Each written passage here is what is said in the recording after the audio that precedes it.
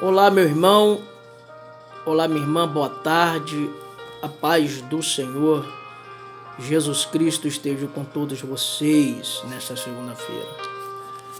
Eu quero deixar uma palavra do Senhor para o seu coração neste dia. Está registrado no livro do profeta menor chamado Jonas, capítulo 3, verso 1 e 2, que diz: E veio a palavra do Senhor a Jonas pela segunda vez, dizendo: Levanta-te e vai à grande cidade de Nínive e prega contra ela a pregação que eu te disse. O Jonas, ele tem como significado no seu nome pomba. Pomba é símbolo de paz. Mas olharmos o texto, olharmos o livro de Jonas, nós vamos ver que o profeta ele está em conflitos. Jonas é filho de Amitai, da cidade de Gate-Afer, na cidade montanhosa da Galileia, da tribo de Zebulon. Amitai, seu pai, o nome significa verdade.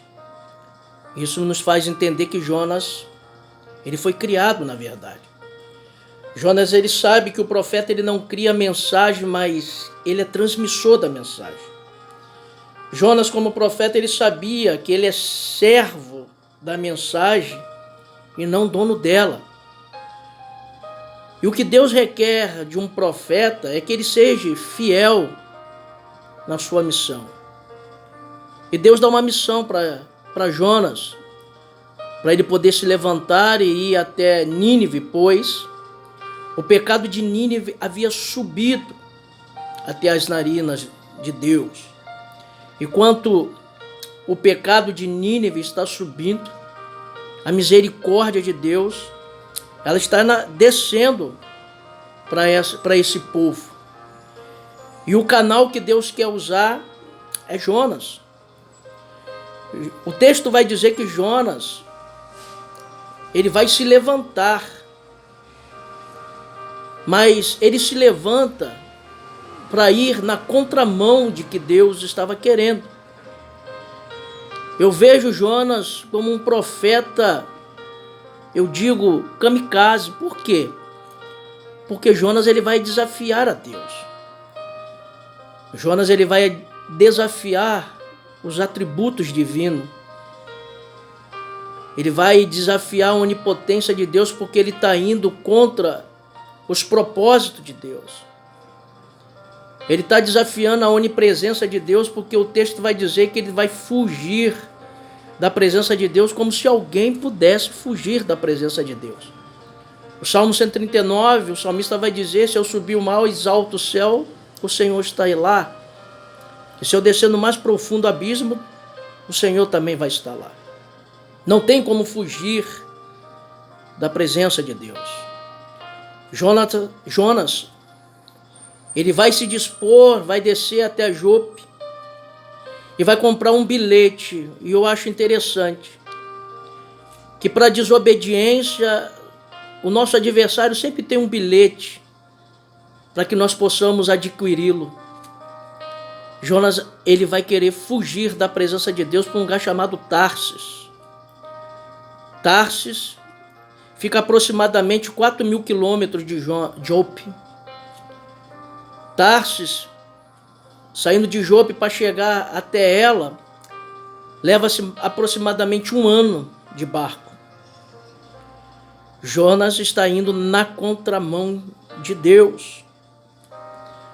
Jonas, ele desce até Jope, ele compra o bilhete, desce até o porão, depois ele vai descer até as profundezas do mar e vai ser engolido por um grande peixe. Assim é a vida de um desobediente. É uma vida de queda, de declínio. Ele só vai descendo. Jonas, ele entra no barco, vai para o porão e diz o texto que ele vai dormir. E Deus ele vai enviar uma tempestade que vai sacudir o barco. Os marinheiros vão precisar lançar fora alguns pertences. Eles vão ter que lançar fora algumas coisas que estão dentro do barco. Aí eu passo a entender que um Jonas dentro de um barco, um desobediente dentro de uma tripulação, dentro de um barco, ele traz prejuízo. Jonas é aquela pessoa que atrasa a viagem. Jonas é causador de tempestade. Então nós precisamos saber quem está no barco juntamente conosco. Se alguém que está em desobediência, precisamos tomar muito cuidado, porque as tempestades virão.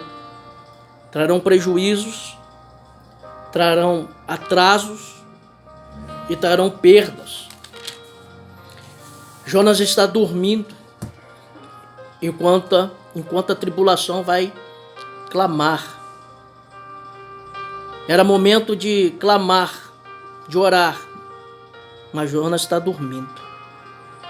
É assim que a desobediência muitas das vezes nos leva a viver um sono, a não se importar com aquilo que está acontecendo. O barco está em uma tempestade, vidas estão em perigo e tem gente dormindo. Jonas está dormindo. Eu não sei o que está acontecendo ao seu redor, talvez o teu barco está a perigo, uma tempestade. É porque talvez você esteja na contramão de Deus. Deus te mandou para um lugar e você está indo para o outro, você está desobedecendo e alguém está em perigo por sua causa. É hora de reconhecer, porque eles vão lançar sorte, e a sorte por azar de Jonas vai cair nele, era costume lançar sorte. E ele vai dizer, a culpa dessa tempestade é minha. Eles vão perguntar, de onde você vem, quem você é, qual é a sua profissão? Ele vai dizer, eu sou hebreu e temo a Deus. Há uma contradição muito grande do que Jonas fala daquilo para que ele vive. Ele diz que teme a Deus, mas desobedece a Deus. Ele tinha que ter temor do Senhor, porque o Senhor mandou ele ir, porque ele não foi. Então ele vai dizer, me lança ao mar e toda essa tempestade vai acabar. E ao ser lançado, Deus dá ordem a um peixe, a um grande peixe que vai engolir Jonas. E de dentro do ventre do peixe, Jonas vai orar a Deus. E Deus vai usar de misericórdia para com Jonas. Eu estou resumindo. Teria muita coisa para falar. Mas esse versículo 3 me chama a atenção porque a palavra veio a Jonas pela segunda vez. Isso me faz entender que Deus é um Deus de segunda chance. Jonas precisou se arrepender. E Deus vai dar uma segunda oportunidade a Jonas. O que Deus quer falar comigo nessa manhã? Que nós precisamos ser obedientes. Observe. Deus falou com o vento, e o vento obedeceu. Falou com o mar obedeceu. Veio a tempestade. Ele falou com o grande peixe obedeceu. Ele falou com aquele vermezinho para comer a planta. E o verme obedeceu, mas Jonas não quer obedecer.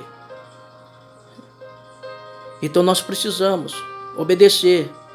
Jonas quer mudar a mente de Deus, mas Jonas não quer mudar. Quem tem que mudar somos nós.